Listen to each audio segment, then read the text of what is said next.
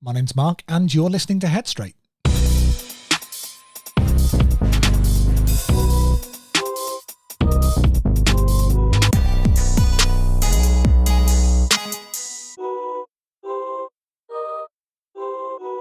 Hello you lot and welcome back. Now let's take a look at it. You've been doing the work. You've pushed yourself through all of the hard stuff, the fear, the guilt, and the change, and you started to make some real shifts. But now everything's just starting to feel really heavy. Now, you're not avoiding the work. You're not lazy. You're just exhausted. Your brain's foggy. Your motivation's tanked. And even though you want to keep going, part of you just wants to lie down and disappear for a while. And here's what most people won't say. That's not weakness. That's your body waving the white flag, because there's a point where pushing harder stops being brave and starts being self-destructive. Now, this episode is for those moments, the ones when you know what to do, but you just don't have the energy left to do it. We're going to break down how to keep moving without falling apart and how to hold yourself together in ways that actually last. Now, the first thing that you need to know, burnout isn't just about work. It's emotional. Because most of us picture burnout as working 80-hour weeks, studying all night, or juggling 5 deadlines at the same time. But emotional burnout, well, that's just sneakier. It comes from constantly managing your own inner world without a break. And here's what it looks like. Pretending you're fine when inside you're falling apart. Holding space for others, but never being held yourself. Pushing through personal change without stopping to breathe.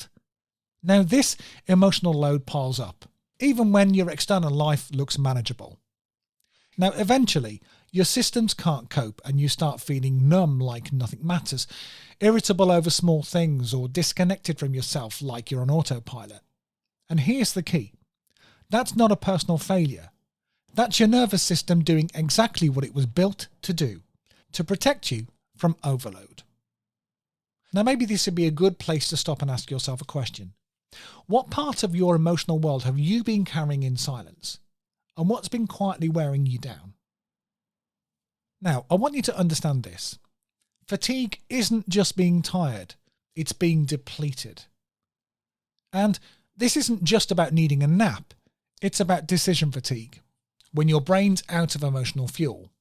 Every time you talk yourself into getting out of bed, navigate a tricky conversation, or overthink what someone meant by an eye roll, you spend energy, and your system keeps score. Eventually, even simple tasks feel impossible. You start forgetting things, ghosting people, or zoning out.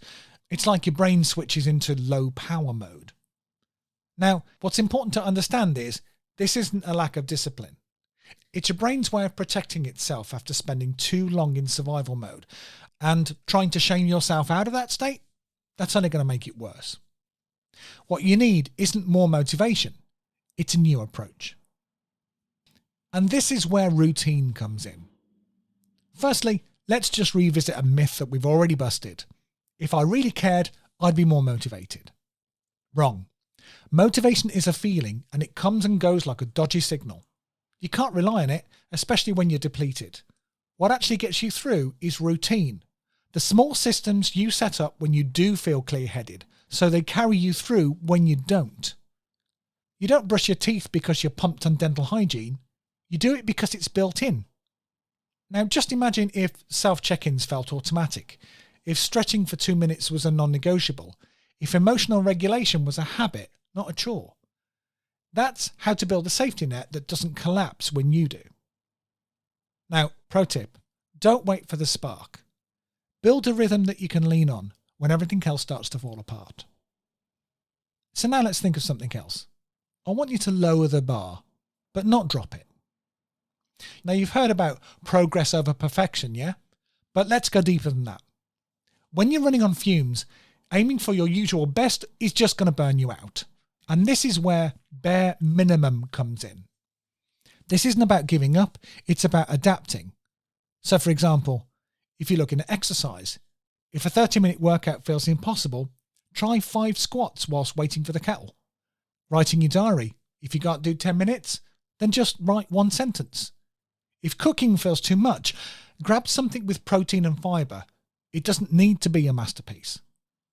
This is survival mode self-care, not treat yourself kind of stuff, not aesthetic, just real functional support for your depleted state. You're not failing, you're preserving. You're adjusting the plan so that you can stay in the game. So now let's look at some tools that can keep you moving gently. The first tool is the bare minimum plan. Now what I want you to do is to write down your ideal habit. Now ask yourself, what's the smallest, simplest version of this that I can do? Once you've got that, that's your fallback plan. And it's not about low standards, it's about sustainable pacing.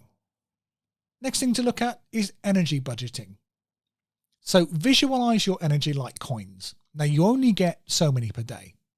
And then ask yourself, what's going on around me that drains me? Who am I spending on with no return? What is it that refills me realistically? And then make a budget. Prioritize. Say no where you need to. And you know what? This is boundary work with yourself. The next tool is looking at tiny wins. Now people really underestimate this.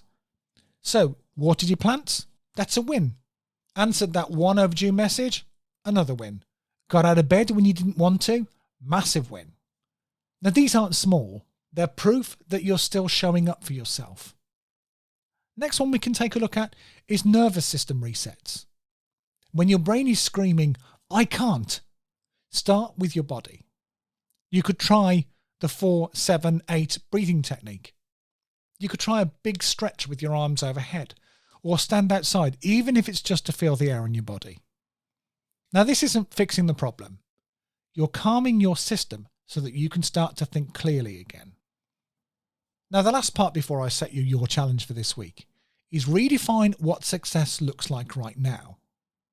Now you've been taught that success is about intensity, high performance, or all or nothing. But real success, it's about sustainability. Because sometimes success is making it through the day without quitting. Success is about not spiraling after setbacks. Success is showing up at 30% instead of disappearing completely. Now, you don't need to be at your best to keep growing. You just need to be your honest self and move from there. So, let's take a look at your challenge for this week. First thing I want you to do is to keep it simple and doable. So, first part is to create a bare minimum plan. What does your survival mode version of growth look like? I also want you to audit your energy budget. Where are you overspending emotionally, and where can you cut back? I also want you to track one tiny win daily, just one. I want you to log it, but more importantly, to celebrate it. And make sure that you practice a daily reset. Breathe, move, pause, even if it's just for 1 minute. And I want you to repeat this truth daily. I'm not failing, I'm adapting. So, if you're struggling and you need some guidance with it this week, the link for the cheat sheet for this episode is available in the description, so go get it. So let's take a look at what's coming up next time. In the next episode, we're going to flip the script and get into self-advocacy. We're going to look at how to become the one person who's always in your corner, even when your brain's throwing insults and doubt your way. Because when life gets loud, the voice in your head, that's the one that matters the most. Now, you're not weak. You're wise enough to slow down, and that's power. So let's see you next week.